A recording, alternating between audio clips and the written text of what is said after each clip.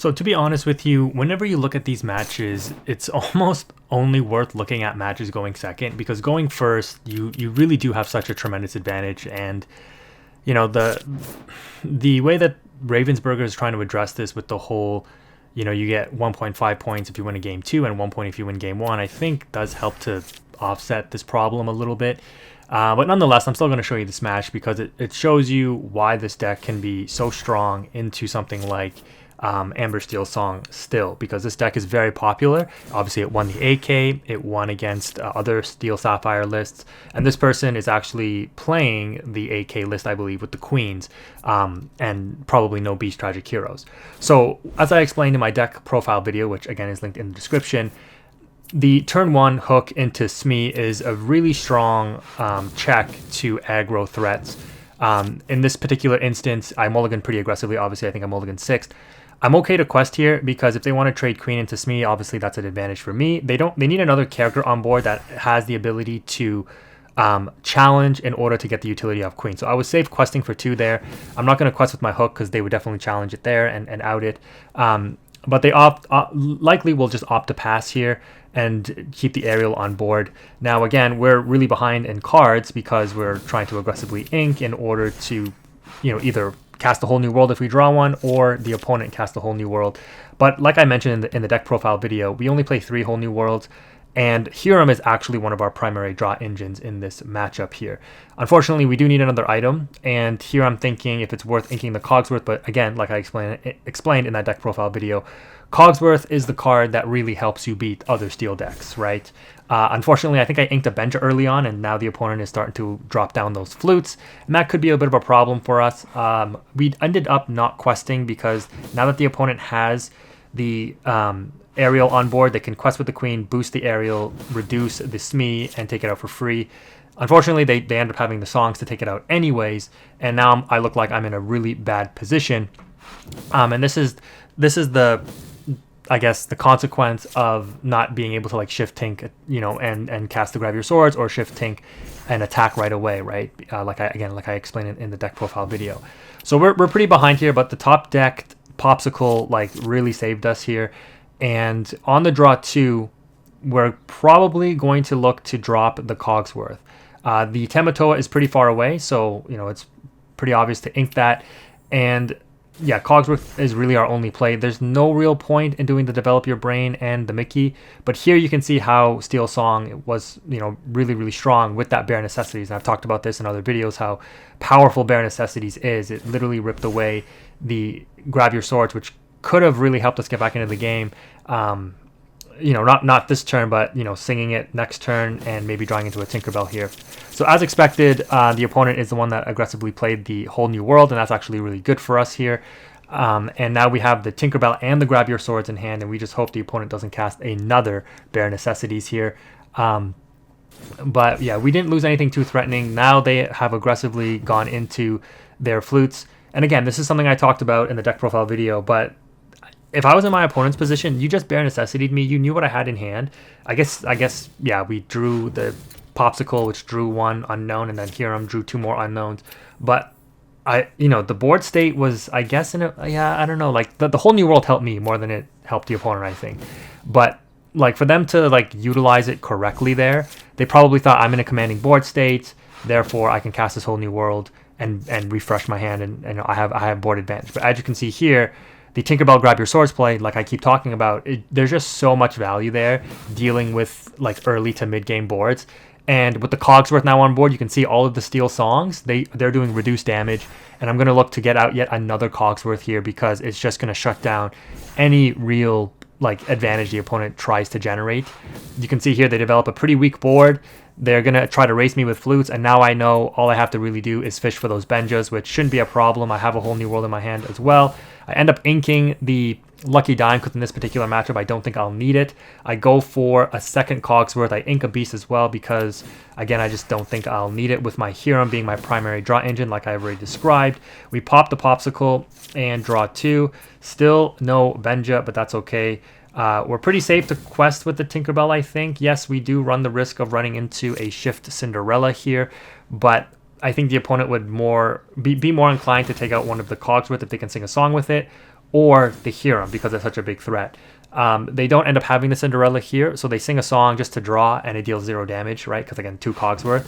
They play the Bare Necessities. All they can rip is a Whole New World, and I'm like, that's fine, because again, my Hiram is going to be my primary draw engine here. They Incus me, and you can see this person is on the small Tinkerbells because, again, I think there's actually value there in shifting Tink. We draw into a Grab Your Swords, and that's just like, yeah, that's game. So we're going to go ahead and crash the Tinkerbell, taking no damage, into the Cinderella. Deal 2 to the small Tinkerbell. Sing Grab Your Swords to wipe the opponent's board. Now they're on 1 card. We Gaston. Takes a while for the game to load. There's the Benja. We draw that, and we still have enough ink to play it. We're going to ink a Hiram, since the Hiram on board is likely untouchable right now, unless the opponent really has a Shift Cinderella. But the Benja is going to take out one of the flutes. That greatly reduces the opponent's clock. Not that they're going to be doing much anyways, considering they're on 1 flute now, and only 1 card in hand. So yeah, we're just on an insane value. We don't even bother popping the Fishbone Quill because we have game on board next turn. There's almost nothing the opponent can do. And again, not really too impressive because we were on the play, and when this deck is on the play, especially when you get a turn 1, turn 2 drop like that into a decent matchup like Amber Steel Song, it should be not an auto win, but you should be winning those games. So this is nothing impressive. This is just what the deck does and how you should be playing these kind of matchups into steel matches where you value the Cogsworth here, because you can see like the opponent couldn't get any value off of their damage, and that was just a GG. All right, in this next matchup, we're going up against Steel Amethyst, and this is actually one of the color pairings that could give Sapphire Steel a bit of trouble, in my opinion, along with Ruby Sapphire. And the reason why is because it can be a little hard to play through the Jafar. You have to basically stop the shift, so stop the smaller Jafars in order to prevent them gaining that questing source of lore through like Shift Jafar, Sing a Whole New World, or just draw cards through like Rabbits and Friends on the Other Side and etc. The aggro version that doesn't play Jafar, you should have a good matchup against, just because you can disrupt them with the Whole New World, because they don't play Whole New World, they don't play Jafar. They're just, keeping their hand healthy with like Rabbits and Bounces, and so you Whole New World all that away once you develop your board and you're outing their threats with your steel cards, right? Like your Zeuses, your Grab Your Sword, your Tinkerbells, etc. So that matchup is theoretically good. This matchup, though, can be a little bit more dicey because you have to try to play around that Jafar. So you can see, also in this video, I opted to not put the smaller Cogsworth in, and I think I was trying out McDuck Manners again. So this is going to give you a good contrast as to kind of how, not necessarily a weakness of the deck, but like you can see here, what I talked about in the deck profile is actually playing out, where like our board is very underdeveloped in terms of characters. Yes, we'll have better mid-range and late-game explosive plays, but we could be too far behind the 8-ball depending on how much the opponent's board develops. If this was the aggro version of Amethyst Steel, I think we would have been in a much worse position where we would essentially lose the game because we haven't played a character until turn 3, right? Or turn 4, I should say now, right? So for that reason, like that's why I opted to mitigate some of this with the 2-drop Cogsworth instead of the McDuck Manners and stuff. But you can see here the opponent ends up, kind of valuing the hand size and not overdeveloping their board. Yes, they got a Jafar, they've got a Hook, they're on 3 lore. And again, we did go first in this matchup, so we do have an advantage. We have 6 ink, they have 4. They ink and Tinkerbell here and set up a Queen's Castle, and I'm like, okay, that's fine. That's going to get them 2 more lore. They quest with the Hook and leave the Jafar up, so pretty big telegraph that they're ready to shift Jafar next turn. We're going to Smee crash into the Hook to take it out there, and I make some very awkward plays in order to try and play around the Jafar. So I'm going to go ahead and ink this Popsicle because, again, I don't want to overdraw. I'm going to play out this Hook and play out the Tinkerbell. And I should have probably inked the Beast here, but I opt to keep it in hand just in case they don't go for the Whole New World. And so we're just going to end up questing with the Hiram.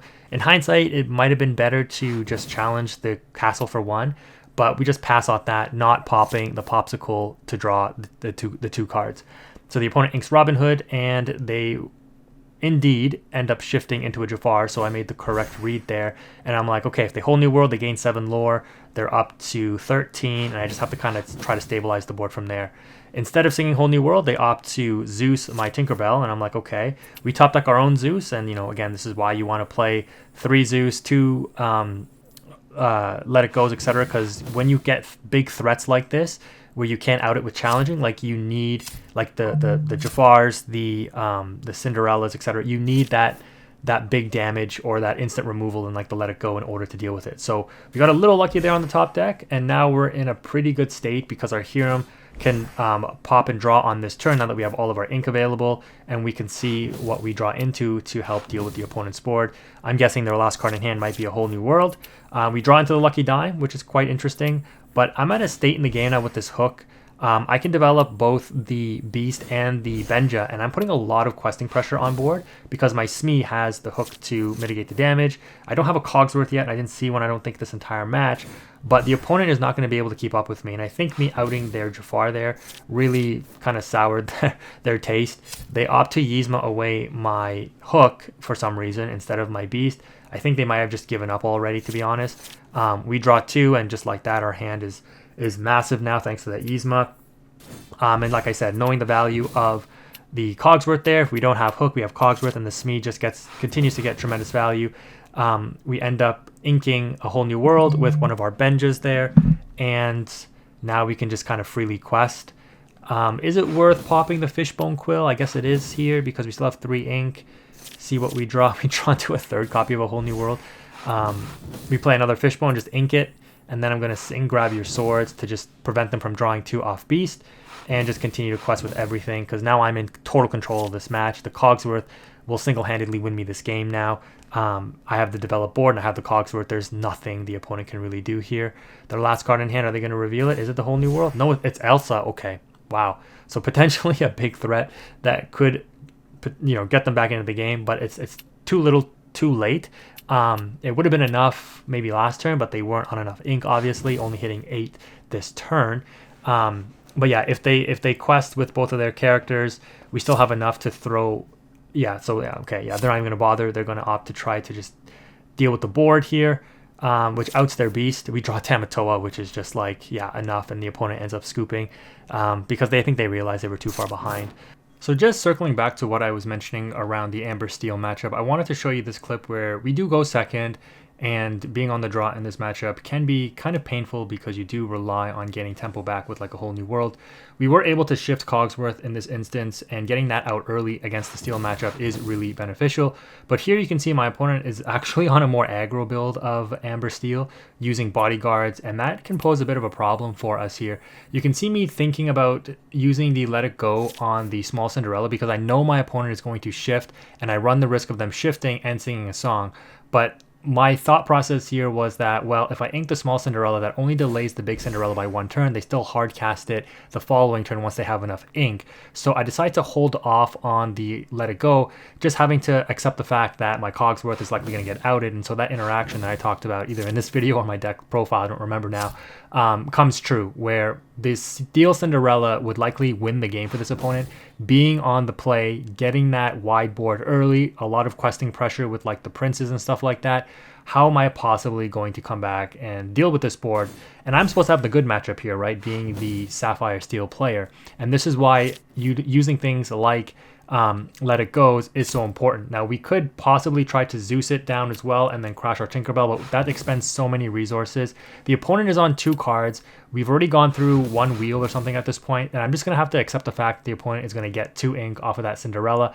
But we're able to mop up the board a little bit off of the Tinkerbell, kind of just mopping up a little bit, but also Let It Going the opponent's Cinderella there.